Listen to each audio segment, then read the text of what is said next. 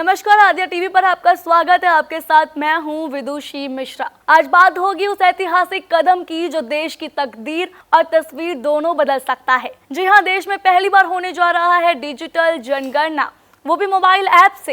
ये पहली बार होने जा रहा है, वो भी 2 चरण में। पहला चरण 2026 और दूसरा चरण 2027 में पूरा होगा। और जो सबसे बड़ा बदलाव है वो है जातीय जनगणना का ऐलान। सवाल बस वही है, क्या ये जनगणना राजनीति को और मजबूत करेगी या फिर समाज में विभाजन की दरार लाएगी? यही जानने के लिए आज हमारे साथ मौजूद हैं हमारे सहयोगी राजीव श्रीवास्तव। राजीव जी, आपसे हम जानना चाहेंगे आखिर डिजिटल जनगणना की जरूरत क्या थी? देखिए, जनगणना की जरूरत तो लगातार थी, क्योंकि बहुत सारी योजनाएं होती हैं सरकार की, बहुत सारे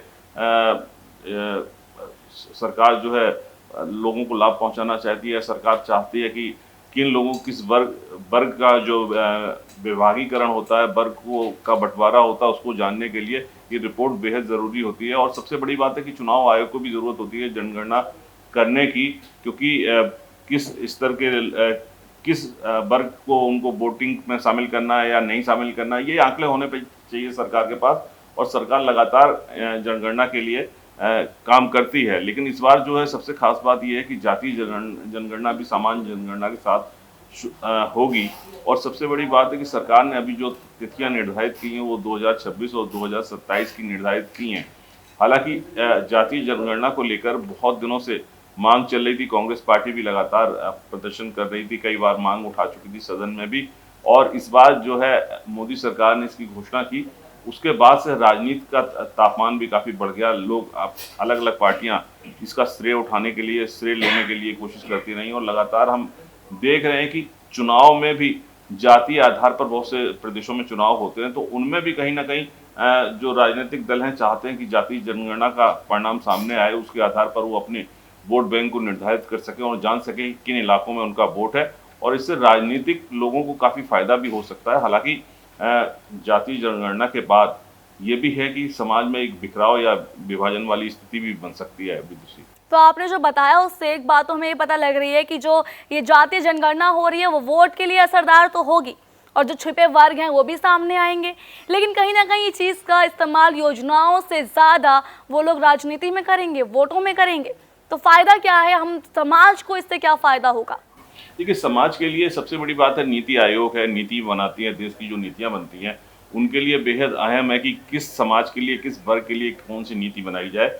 मध्यम वर्ग के कौन से लोग हैं या उच्च वर्ग के कौन से लोग हैं या निचले तबके के जो गरीबी रेखा से नीचे के लोग हैं या गरीबी रेखा से ऊपर के लोग हैं, इन सब चीज़ों के आंकड़े इस पूरी जनगणना में एकत्रित किए जाएंगे। उसके बाद ये निर्धारित होगा कि किनको सरकार की सुविधाओं का लाभ मिलना चाहिए। बहुत सारी योजनाएं ऐसी हैं सरकार की जिनमें सब्सिडी मिलती है, जिनमें लोगों को कम पैसे देने पड़ते हैं और कम पैसे में पूरी चीज़ उनको मिलती है, चाहे वो गैस की बात हो या केरोसिन की बात हो या शक्कर या राशन।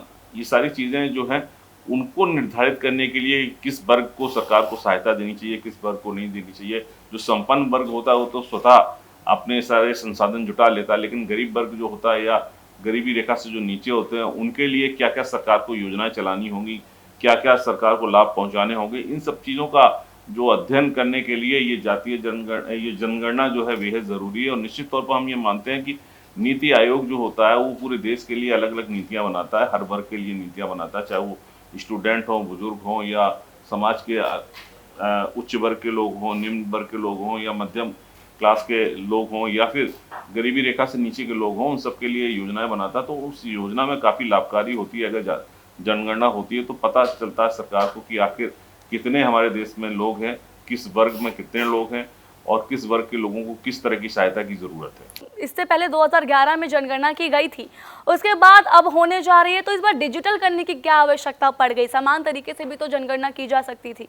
देखिए, डिजिटलाइजेशन का अगर हम बात करें तो लगातार डिजिटल हर चीज़ होती जा रही है। आप देखिए कि हम जो पेमेंट भी करते हैं, छोटी से छोटी दुकान पे भी जाके हम डिजिटल पेमेंट करते हैं और बहुत सारी सुविधाएं हमें मिल गई। हमें करेंसी जेब में नहीं रखनी पड़ती, हम बिना करेंसी के मोबाइल से कहीं भी पेमेंट कर देते हैं। तो निश्चित तौर पर जो डिजिटल आंकड़े इकट्ठे होंगे उनमें काफ़ी हद तक हमें लगता है कि एक्यूरेसी होनी चाहिए, काफ़ी हद तक वो सही होने चाहिए।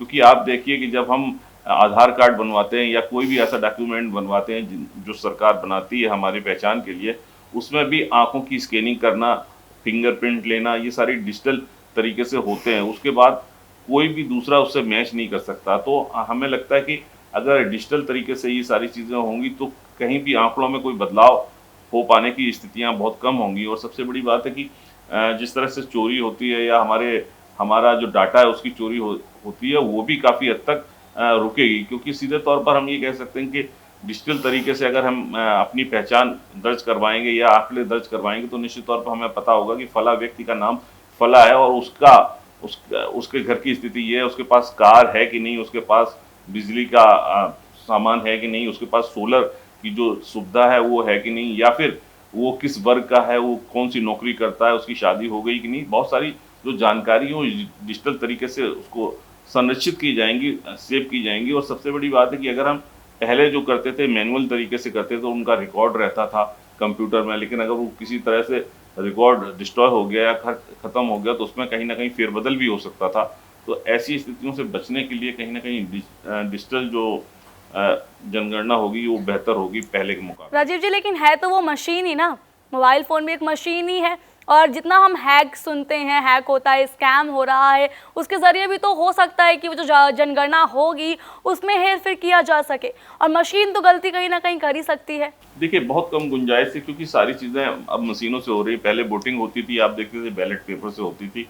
बैलेट पेपर पे मोहर लगा के हम लोग वोटिंग करते थे, लेकिन अब जो ईवीएम है, ईवीएम से हम लोग वोटिंग करते हैं। तो ईवीएम पे सवाल भी तो कितने खड़े होते हैं। लेकिन उस पे किसी ने भी, चुनाव आयोग ने पिछली जब लोकसभा का चुनाव था तो स्पष्ट तौर से ये कहा था कि कोई भी ऐसा सबूत नहीं है जिसमें कोई ये साबित करे कि इन मशीनों से कहीं हैक करके और वोटिंग को प्रभावित किया जा सकता है। ये किसी ने साबित नहीं किया। आरोप लगाना। राजीव जी, कई वीडियो ऐसे वायरल होती थी कि दबाते कुछ और थे लेकिन वोट कमल को जाता था। ऐसी कई वीडियो वायरल होते हुए देखी है। बिल्कुल इस तरह के वीडियो जो हैं लोग करते हैं क्योंकि आप देखिए, सरकार को या चुनाव आयोग को बदनाम करने के लिए इस तरह के फेक वीडियो जरूर बहुत सारे सोशल मीडिया पे हैं। और जबकि चुनाव आयोग ने खुद इस बात को संज्ञान में लिया कि इस तरह के वीडियो चल रहे हैं, तो चुनाव आयोग ने जब लोकसभा चुनाव के लिए प्रेस कॉन्फ्रेंस की जा रही थी चुनाव आयोग की तरफ से, तब उन्होंने साफ किया था कि इस तरह के वीडियो जो दिखाए जा रहे हैं वो गलत हैं और कहीं ईवीएम में कोई शिकायत नहीं आई है और इसको कई बार चेक किया गया है। और कोई भी अगर इस बात का दावा करता है कि जो ईवीएम मशीन में कहीं गड़बड़ी होती है तो उसको उस बात को प्रूव करना होगा, वो प्रूव करे, चुनाव आयोग उसको देखने के लिए तैयार। तो आप कह रहे हैं कि डिजिटल जो करा है वो सही किया है, इससे और ज़्यादा एक्यूरेट हमारा जो डाटा निकलेगा एक्यूरेट होगा। बिल्कुल, डाटा एक्यूरेट होगा। दूसरी बात, जो मैन पावर है वो भी कुछ हद तक बचेगा। बहुत आसानी से ये सारी चीज़ें, आंकड़े इकट्ठे हो जाएंगे। बाकी मैनुअली जाके अगर हम एक एक आदमी से सारी जानकारी लेते हैं तो उसमें काफ़ी समय लगता है। और डिजिटल में क्या है कि हम एक फॉर्मेट बनाएंगे, फॉर्मेट में हमें टिक लगानी होगी कि मोबाइल में ही सही या किसी अलग गैजेट में सही, उसके जरिए हम अगर काम करते हैं तो उसमें टिक लगानी होगी कि फला आदमी विवाहित है या अविवाहित है, या इसके कितने बच्चे हैं, इस एजुकेशन क्या है, पोस्ट ग्रेजुएट है या ग्रेजुएट है। हर लेवल पर आंकड़े तैयार किए जाएंगे। अगर कोई ग्रेजुएट है तो उसका अलग कैटेगरी होगी कि हमें पता होगा कि हमारे देश में इतने ग्रेजुएट हैं, इतने पोस्ट ग्रेजुएट हैं, या इतने लोगों ने 12वीं से कम शिक्षा ले रखी है। ये सारे आंकड़े बहुत क्लियर तरीके से इकट्ठे हो पाएंगे हमारे पास। अगर सरकार को किसी भी तरह के आंकड़ों की जरूरत होगी तो उपलब्ध होंगे। इन्फॉर्मेशन तो ये भी आई कि इस बार 36 क्वेश्चन पूछे जाएंगे। पूरे 36 प्रश्न की पूरी एक वो बना रखा है उन्होंने, 36 प्रश्न पूछे जाएंगे। कौन कौन से क्वेश्चन उसमें शामिल और क्या जरूरत है इतने क्वेश्चन पूछने की? देखिए, लोगों का स्तर जानने के लिए किस वर्ग से लोग हैं, क्या उनके पास सुविधाएं हैं या सुविधाओं का अभाव है, या किस स्तर पर रह रहे हैं, उनके पास गाड़ी है कि नहीं है, और अगर गाड़ी है तो कौन सी गाड़ी, 4 पहिया वाहन है या 2 पहिया वाहन है, इस तरह की जानकारी चाहिए। उनके पास बिजली का कनेक्शन है कि नहीं है, सोलर सिस्टम जो होता है जिससे हम बिजली की वैकल्पिक व्यवस्था करते हैं, वो सिस्टम किसके पास है या नहीं है, या फिर एजुकेशन कितनी की है, 12वीं पास है या 12वीं से कम है, या हाई स्कूल पास है या पोस्ट ग्रेजुएट या ग्रेजुएट है। ये सारी जानकारी, इस तरह के करीब 3 दर्जन क्वेश्चन किए जाएंगे और उन सब में सारी जानकारी, सारा ब्यौरा लिया जाएगा कि आपके घर में कौन कौन सदस्य हैं, कितने लोग विवाहित हैं, कितने लोग अविवाहित हैं। सारी जानकारी का डाटा इकट्ठा करके सरकार के रिकॉर्ड में रखा जाएगा कि सरकार को पता हो कि फला शहर में इतने लोग एजुकेटेड हैं या ये इतने लोग अशिक्षित हैं, ये सारी चीज़ें सरकार को पता होनी चाहिए। और दूसरी बात, सरकार कोई भी योजना आगे चलाती है तो किस वर्ग को क्या देना है, किस वर्ग के लिए कौन सी योजना बनानी है, ये इन आंकड़ों से तय कर पाना बड़ा आसान हो। अच्छा, क्या लगता है ये जो योजनाएं बनाएंगे हर वर्ग तक पहुंच पाएंगे भी कि नहीं? क्योंकि हम देखते हैं कि जैसे जिस वर्ग में जितना वोट बैंक है उतना काम वहां पे होता है। ऐसा अगर राजनीति के तौर पे देखा जाए तो ऐसा होता है, तो क्या लगता है हर जगह योजनाएं पहुंच पाएंगी?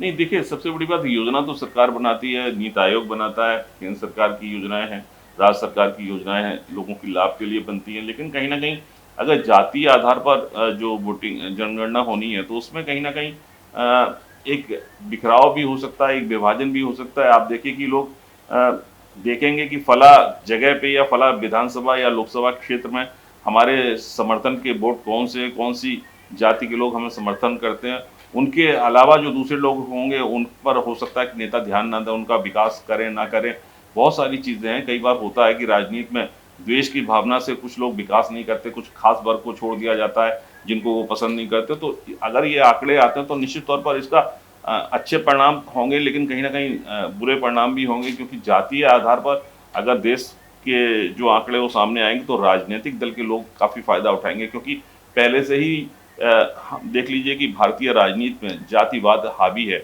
और अगर इस तरह के आंकड़े आ जाएंगे तो निश्चित तौर पर जो राजनीतिक दल हैं, जो राजनीति करते हैं जातीय आधार पर, उनको काफ़ी फायदा मिलेगा और निश्चित तौर पर दूसरे वर्ग को बांटने के लिए वो काम फिर से शुरू कर देंगे। क्या हम ये कह सकते हैं कि जातीय जो जनगणना हो रही है उससे देश को जातीय वोट बैंक में बदला जा रहा है? नहीं, देखिए, ये मांग कांग्रेस की थी, पहले भारतीय जनता पार्टी इस पक्ष में नहीं थी, लेकिन अभी भारतीय जनता पार्टी ने इस बात की सहमत जताई है कि जातीय जनगणना करवाई जानी चाहिए। लेकिन सबका मकसद कहीं ना कहीं कुछ भी हो, आंकड़े इकट्ठा करना सरकार का मकसद हो सकता है, लेकिन राजनीतिक दल के तौर पर देखें, चाहे वो भारतीय जनता पार्टी हो या कांग्रेस हो या समाजवादी पार्टी हो, कोई भी पार्टी हो, इसका इस्तेमाल कहीं ना कहीं अपने वोट बैंक के लिए किया जाएगा। इसमें बिल्कुल सच्चाई है।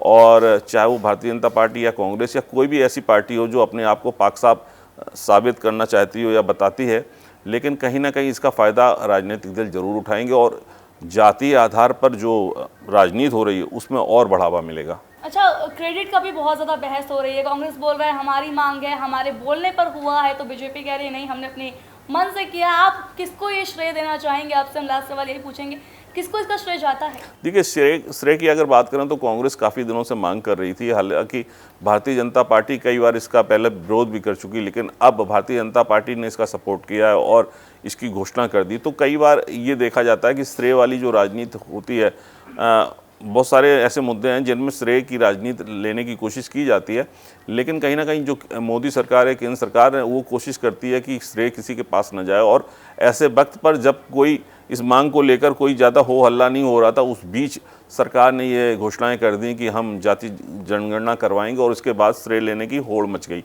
तो निश्चित तौर पर हम ये कह सकते हैं कि राजनीतिक दल हैं इस बात को लेकर होड़ करते हैं और इसका वोट बैंक में तब्दील करना, इस पूरे आंकड़ों को वोट बैंक में तब्दील करना, ये भी एक मकसद है।